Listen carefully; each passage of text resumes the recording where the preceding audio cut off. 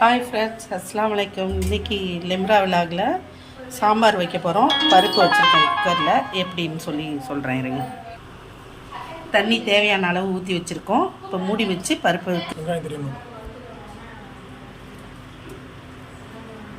பூண்டு, பச்சை மிளகாய், தக்காளி எல்லாம் போட்டிருக்கேன். கொஞ்சம் பெருங்காயத்தூள், மஞ்சத்தூள் போட்டு பருப்பை ஃபஸ்ட்டு வேக வச்சு எடுத்துக்கலாம். மஞ்சள் பொடி கொஞ்சம் போட்டுட்டேன், சீரகத்தூள் கொஞ்சம் போட்டுட்டேன். இப்போ பெருங்காயம் தூள் போட்டிருக்கேன். மூடி சட்டி அடுப்பில் வச்சுருக்கேன். கொஞ்சம் எண்ணெய் ஊற்றிக்கலாம். இந்த அவரைக்காயை போட்டுக்கலாம். வெறும் அவரைக்காய் சாம்பார் மட்டும்தான் செய்கிறோம். அவரைக்காயை எண்ணெய் போட்டு ஒரு வதக்கிட்டேன். இப்போ பருப்பை ஊற்றுறேன் சாம்பாருக்கு. இதிலே மிளகாத்தூள், உப்பும் போட்டு நல்லா பருப்பு அவரைக்காய் கொஞ்சம் வெந்தவுடனே தாளித்து விட்ற வேண்டியதான். அவ்வளோதான் சாம்பார். தண்ணி ஊற்றிக்கிங்க. தேவையான அளவு யாருக்கு எவ்வளோ தண்ணி தேவையோ அந்த அளவுக்கு தண்ணி ஊற்றிங்க.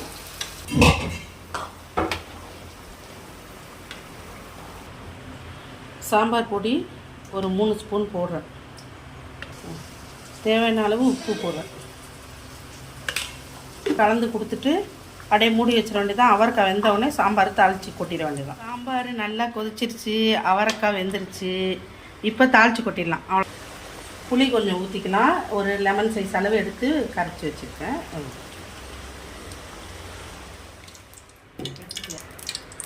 கடுகு போட்டுக்கிறேன். வரமிளகாய் போட்டுக்கிறேன். கடுகு வெடித்த உடனே கருவேப்பிலை போட்டு சாம்பாரை ஊற்றிட வேண்டியதான்.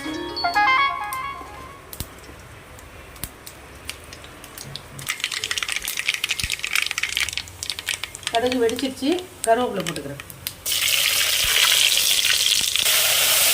ஓகே, சாம்பார் தாளிச்சு.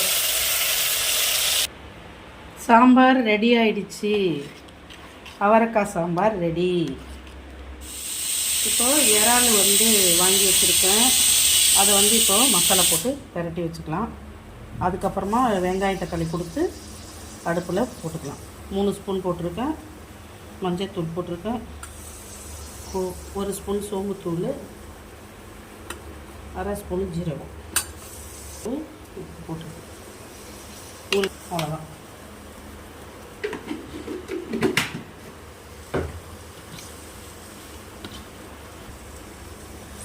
இறால் மசாலா போட்டு வச்சுருக்கேன். திடீர்னு இறால் தொக்கு செய்கிற ஐடியா இல்லை.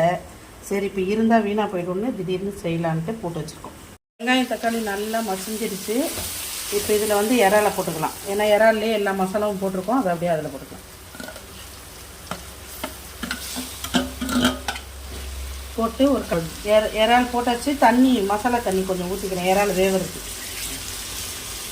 தேவையான அளவு கொஞ்சோண்டு உப்பு போட்டுக்கலாம். கொஞ்சோண்டு கருவேப்பிலை போட்டு ரெடி ஆகிடுச்சு.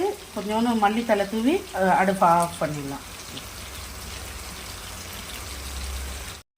இறால் தொக்கு சூப்பராக ரெடி ஆகிடுச்சு. நம்ம லிம்ரா விலாக் சேனலுக்கு ஷேர் பண்ணுங்கள், கமெண்ட் பண்ணுங்கள், லைக் பண்ணுங்கள். மறக்காமல் சப்ஸ்கிரைப் பண்ணுங்கள்.